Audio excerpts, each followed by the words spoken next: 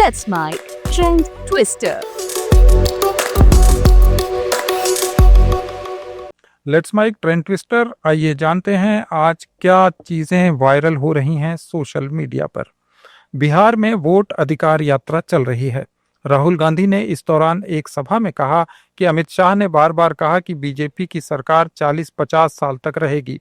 राहुल ने कहा कि पहले ये बयान अजीब लगा, लेकिन अब सच्चाई सामने आ गई है।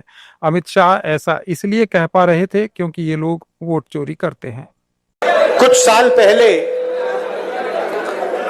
अमित शाह ने बयान दिया, एक बार नहीं अनेक बार, कि अब बीजेपी की सरकार 40-50 साल चलेगी। हाँ, और मैं सोच रहा था कि यह व्यक्ति कैसे कह सकता है, इसको कैसे मालूम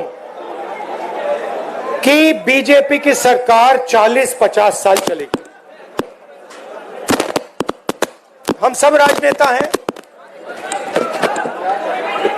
जनता क्या करेगी, जनता के दिल में क्या होता है, जनता ही जानती है। तो ऐसा बयान देना कि अब हमारी सरकार 40-50 साल चलेगी, ये अजीब सा बयान है। और उस टाइम मैंने सोचा था कि इसको कैसे मालूम कि 40-50 साल के लिए सरकार चलेगी। और अब सच्चाई पूरे देश के सामने आ गई है। वो ये बात इसलिए कह सकते हैं कि वो वोट चोरी करते हैं। आरजेडी प्रमुख तेजस्वी यादव ने इस दौरान कहा कि बिहार में आगामी विधानसभा चुनावों में राहुल जी और लालू जी को देखकर वोट करना है, प्रत्याशी देखकर नहीं। वादा कीजिए, पूरे इंडिया गठबंधन मजबूती के साथ चुनाव लड़ेगा। जो भी साथी चुनाव लड़ेंगे, आपको कैंडिडेट नहीं देखना है, आपको संविधान और लोकतंत्र को देखना है। राहुल जी और लालू जी को आप लोग देख करके वोट देने का काम कीजिए। बिहार में राहुल गांधी की वोट अधिकार यात्रा में प्रियंका गांधी भी पहुंची। उन्होंने कहा कि मोदी जी ने लोकसभा चुनाव में कहा था कि कांग्रेस आपकी भैंस चुरा लेगी, लेकिन अब तो वोट चुराए जा रहे हैं। याद है मोदी जी ने लोकसभा के चुनाव में क्या कहा था? याद है मोदी जी ने लोकसभा के चुनाव में कहा था कि देशवासियों सावधान हो जाओ, ये कांग्रेस वाले तुम्हारी भैंस चुरा देंगे। कहा था कि नहीं? अरे हमें क्या पता था, ये तो वोट चुरा रहे थे। भैंस छोड़ो, ये तो आपकी वोट चुरा लिए। अमेरिका के राष्ट्रपति डोनाल्ड ट्रंप ने 42 बार कहा कि उन्होंने भारत पाकिस्तान टकराव को रोका, लेकिन कल उन्होंने और बातें कहीं। उन्होंने बताया कि प्रधानमंत्री मोदी से उनकी क्या बात हुई थी। दरअसल एक जर्मन अखबार ने कहा था कि मोदी जी ने ट्रंप का फोन नहीं उठाया था। इसके बाद ट्रंप ने कहा कि उनकी मोदी से बात हुई थी। ट्रंप बोले कि मैंने भारत के प्रधानमंत्री से बात की, मैंने पूछा आपके और पाकिस्तान के बीच क्या चल रहा है। फिर मैंने पाकिस्तान से व्यापार के बारे में बात की। मैंने कहा आपके साथ कोई व्यापार समझौता नहीं करना चाहता, आप लोग परमाणु युद्ध में उलझ जाएंगे। ट्रंप बोले कि मैंने कहा कि कल मुझे फिर से फोन करिएगा, लेकिन हम आपके साथ समझौता नहीं करेंगे और आप पर बहुत ज्यादा टैरिफ लगा देंगे। ट्रंप ने कहा कि 5 घंटे के अंदर ये हो गया। Just like India and Pakistan, we're going to end up in a nuclear war if I didn't stop them. You know, it's sort of strange. I saw they were fighting. Then I saw 7 jets were shot down. I said, that's not good. That's a lot of jets, you know. $150 million planes were shot down. A lot of them. 7, maybe more than that. They didn't even report the real number. And I'm talking to a very terrific man, Modi of India. And I say, what's going on with you in Pakistan? Then I'm talking to Pakistan on trade. I said, what's going on with you in India? And the hatred was tremendous. Now, this has been going on for a hell of a long time, like sometimes with different names for hundreds of years. But I said, what's going on? I said, I don't want to make a trade deal. No, we want to make a trade deal. I said, no, I don't want to make a trade deal with you. You're going to have a nuclear war. You guys are going to end up in a nuclear war. And That was very important to them. I said, call me back tomorrow, but we're not going to do any deals with you, or we're going to put tariffs on you that are so high. You were there, Howard, right? Yep. You're going to put tariffs on you that was so high, I don't give a damn. Your head's going to spin. You're not going to end up in a war. Within about 5 hours, it was done. It was done. Now, maybe it starts again. I don't know. I don't think so, but I'll stop it if it does. We can't let these things happen. The Russia-Ukraine situation, last week, 7,012 soldiers, 7,012 soldiers died. They were Russian, they were Ukrainian, they weren't American, so a lot of people would say, what do you care? They're not American. I care. They're 12,000, over the last couple of weeks, over 12,000 people died in like in 2 weeks. You know, we're talking about crime where somebody's killed here or somebody. Think of it. You have your son leaving Russia, leaving Ukraine, their little house, wherever they live with their parents. They're waving goodbye, just like our parents would wave goodbye. And they're waving goodbye, son. And then a week later, his head's blown off in a stupid war by a drone, a whole new form of military problem. So, no, I'd like it to stop. I want to get it to stop. And it will not be a world war, but it'll be an economic war. And an economic war is going to be bad. And it's going to be bad for Russia, and I don't want that. Now, I have to also see, because not everybody, you know, Zelensky's not exactly innocent either, okay? You know, it takes two people to tango. And I say it all the time. You got to get them together. I get along with Zelensky now, but we have a much different relationship because now we're not paying any money to Ukraine. You know, stop that. We're paying money to ourselves. What's happening is NATO is buying all of the equipment and paying in full. But even with that, forget about that. I want to get it stopped because it's a lot of lives that are being lost. Every week it's 7,000, 5,000, 6,000. I get the reports, and I see battlefields. I'd rather not see them. And you know, you read about Gettysburg. You read about Gettysburg, and you see, you know, those 600,000 people. But in that war in particular was really bad, like 150,000 or something, just dead body. I'm seeing the same. I see pictures. I see satellite pictures of heads over here. अमेरिकी राष्ट्रपति Trump ने पत्रकारों से बातचीत में एक सवाल के जवाब में कहा कि हमारी सेना पूरी तरह सक्षम है और 24 घंटे से भी कम नोटिस पर कहीं भी जा सकती है. We're ready to go anywhere. We have a full complement of great human beings. We're full. You know, our military is full. We were way empty 1 year ago. Now we're full. So we can go anywhere on less than 24 hours notice. Rajasthan में drone से बारिश करवाने का प्रयोग असफल होने के बाद कृषि मंत्री डॉक्टर किरोड़ी लाल मीणा ने कांग्रेस पर भ्रम फैलाने का आरोप लगाया.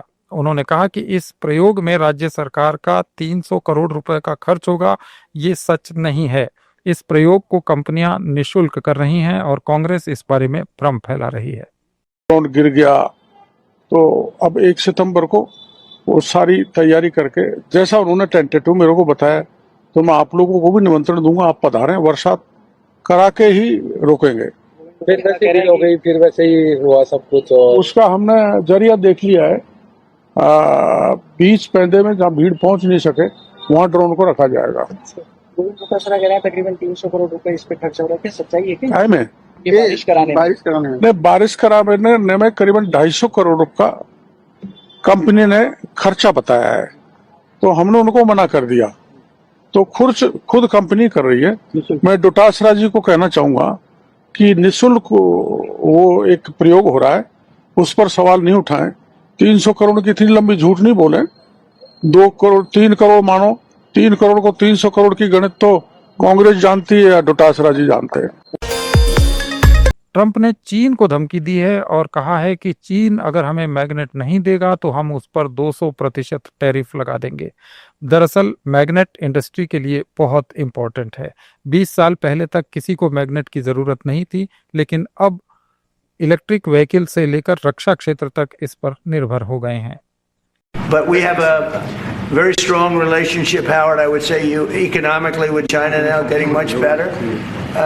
They have to give us magnets. If they don't give us magnets, then we have to charge them 200% tariff or something, you know. But we're not going to have a problem, I don't think, with that. I think that's perhaps behind us. You know, China intelligently went and they sort of took a monopoly of the world's magnets.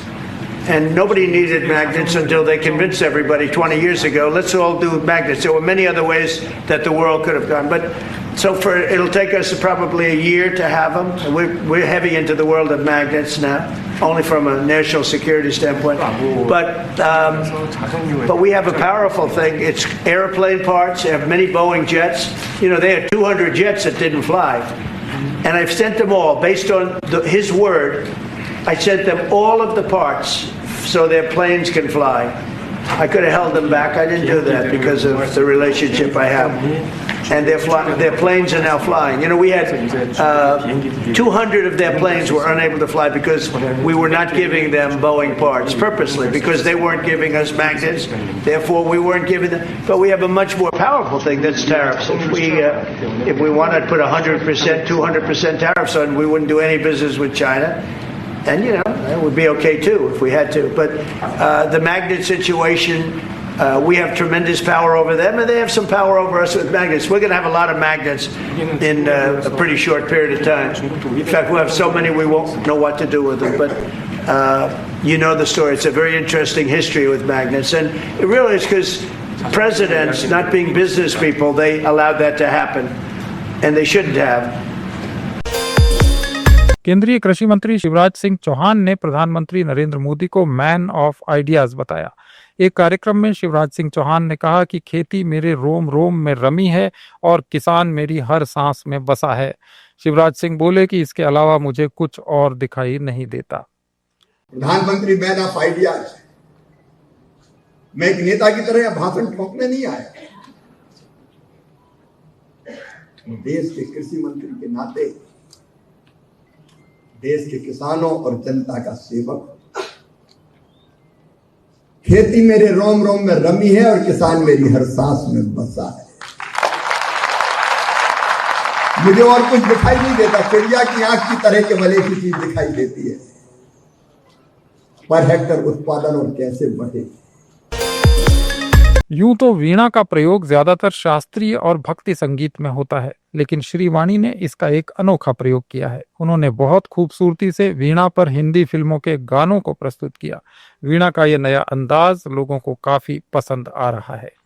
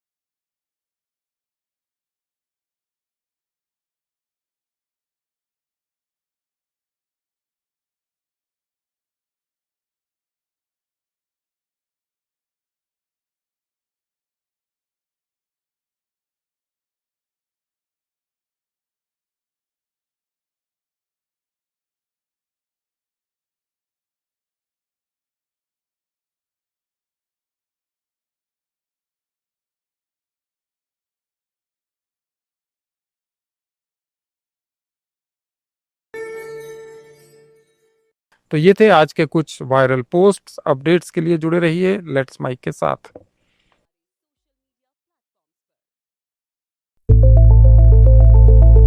It's time for news. It's time for more than radio. Presenting the first radio news app, Let's Mike. Let's Mic, a news-based app on your phone where you get to watch and listen news, talk shows, interviews, radio show podcasts. On Let's Mic, you get all relevant information of TV, print, radio, podcast.